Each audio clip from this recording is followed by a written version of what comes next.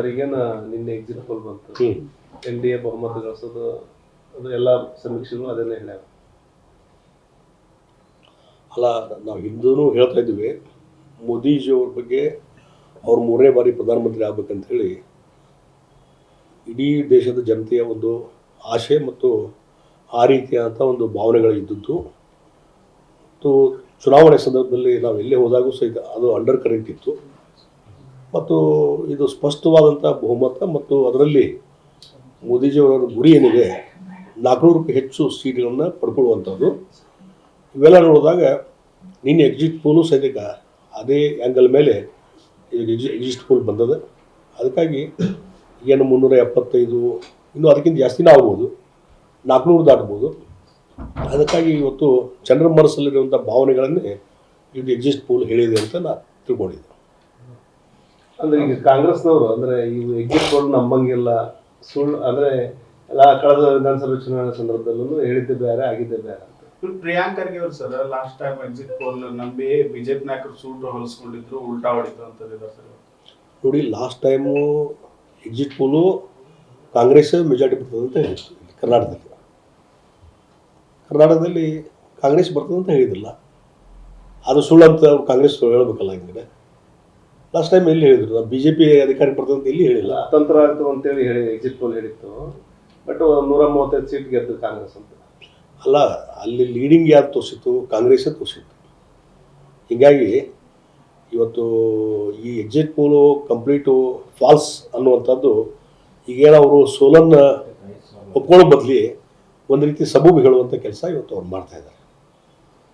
ಮತ್ತು ಇದು ಎಲ್ಲೇ 1-2 ಸಮೀಕ್ಷೆ ಪ್ರಕಾರ ಅದು BJP ಮತ್ತು NDA ಅಧಿಕಾರಕ್ಕೆ ಬರ್ತದೆ ಅನ್ನೋದು 1-2-3 ಹೇಳಿ 1-2-3 ನೆಗೆಟಿವ್ ಹೇಳಿದರೆ ಅದು ಅರ್ಥ ಆಯ್ತು ಬೇರೆ.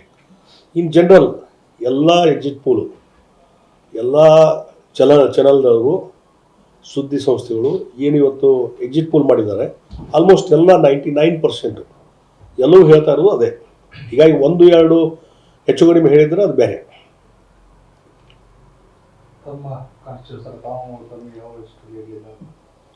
ನಾನು ಹೇಳಿದಿಲ್ಲ, ಹಿಂದೂ ಹೇಳಿದ್ದೀನಿ, ಬೆಳಗಾವದಲ್ಲಿ ಜನರ ಆಶೀರ್ವಾದ ಇದೆ ಮತ್ತು ಅತಿ ಹೆಚ್ಚು ಮತಗಳ ಆದ್ದರಿಂದ ನಾನು ಗೆಲ್ತೀನಿ ಅನ್ನುವಂಥದ್ದು ಆ ಸಂದರ್ಭದಲ್ಲಿ ಹೇಳಿದ್ದೆ. ಇವತ್ತು ಹೇಳ್ತೀನಿ, ಬೆಳಗಾವಿಯಲ್ಲಿ ಅತಿ ಹೆಚ್ಚು ಮತಗಳ ಆದ್ದರಿಂದ ನಾನು ಭಾರತೀಯ ಜನತಾ ಪಾರ್ಟಿ ಎಷ್ಟು ಲಕ್ಷ ಏನು ನಾನು ಅದರಲ್ಲಿ ಲೆಕ್ಕಾಚಾರ ಮಾಡೋಕ್ಕೆ ಹೋಗಿಲ್ಲ. ಅತಿ ಹೆಚ್ಚು ಮತಗಳ ಅಂತರಿಂದ ಗೆದ್ದು ಬರ್ತೀನಿ ಸರ್. ಇವತ್ತು ಪ್ರಿಯಾಂಕ್ ಖರ್ಗೆ ಅವರು ಹೇಳಿದ್ದಾರೆ 400 ಪಾರ್ ಅಂತಾರೆ, BJP ಅವರು ಸಂವಿಧಾನ ಬದಲಾವಣೆ ಮಾಡ್ತಾರೆ ಅಂತ ಹೇಳ್ತಾರೆ, ಅವ್ರಿಗೆ ಜನರು ಆಶೀರ್ವಾದ ಮಾಡಲ್ಲ ಅಂತ. ನೋಡಿ, ಸಂವಿಧಾನ ಬದಲಾವಣೆ ಮಾಡುವಂಥ ಪ್ರಶ್ನೆಯೇ ಇಲ್ಲ ಅಂತ ಹೇಳಿ ನರೇಂದ್ರ ಮೋದಿಯವರು ಹೇಳಿದ್ದಾರೆ, ಭಾರತೀಯ ಜನತಾ ಪಾರ್ಟಿ ಎಲ್ಲ ನಾಯಕರು ಹೇಳಿದ್ದಾರೆ. ಇವರು ಸಂವಿಧಾನ ಬದಲಾವಣೆ ಮಾಡುವಂಥದ್ದು ಹಕ್ಕು ಯಾರಿಗೂ ಇಲ್ಲ. ಹೀಗಾಗಿ ಈ ರೀತಿ ಒಂದು ವೋಟ್ ಬ್ಯಾಂಕ್ ಸಲುವಾಗಿ ಇವರು ಕಾಂಗ್ರೆಸ್ ಅವರು, ಪ್ರಿಯಾಂಕಾ ಖರ್ಗೆ ಅವರು ಈ ರೀತಿ ಸುಳ್ಳು ಸುದ್ದಿಗಳನ್ನು ಹೇಳುವಂಥದ್ದು ನಡೀತಾ ಇದೆ. ಸಂವಿಧಾನ ಬದಲಾವಣೆ ಮಾಡ್ತಾರೆ ಇದು ಭಾಳ ಕಳೆದ 10-15 ವರ್ಷದಿಂದ ಹೇಳ್ಕೊಂಡು ಬಂದಿದ್ದಾರೆ. ಅದನ್ನು ಮಾಡಲಿಕ್ಕೆ ಸಾಧ್ಯನೇ ಇಲ್ಲ, ಮಾಡುವಂಥ ಮನಸ್ಸು ಸದ್ಯಕ್ಕೆ ಭಾರತೀಯ ಜನತಾ ಪಾರ್ಟಿದಿಲ್ಲ. ಸರ್, ಈಗೇನು ವಾಲ್ಮೀಕಿ ನಿಗಮದ ಹಗರಣ ಆಗಿದೆ, ಈಗಲೂ ಸಹ ಇನ್ನೂ ಸಚಿವರು ನಾಗೇಂದ್ರ ಅವರು ರಾಜೀನಾಮೆ ಪಡಿತಾಯಿಲ್ಲ. ಯಾವ ರೀತಿ ಹೋರಾಟ ಇರ್ತದೆ BJP? ಹೋರಾಟ ಈಗಾಗಲೇ ಪ್ರಾರಂಭ ಆಗಿದೆ ಎಲ್ಲ ಕಡೆಯೂ.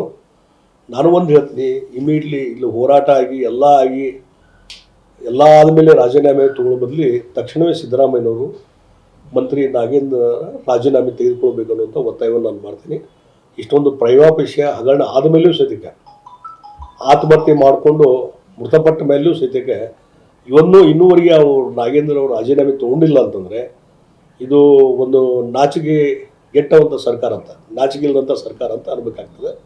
ಅದಕ್ಕಾಗಿ ತಕ್ಷಣವೇ ನಾಗೇಂದ್ರ ಅವರ ರಾಜೀನಾಮೆ ತಗೋಬೇಕಂತ ಒತ್ತಾಯವನ್ನು ನಾನು ಮಾಡ್ತಾ ಇದ್ದೀನಿ.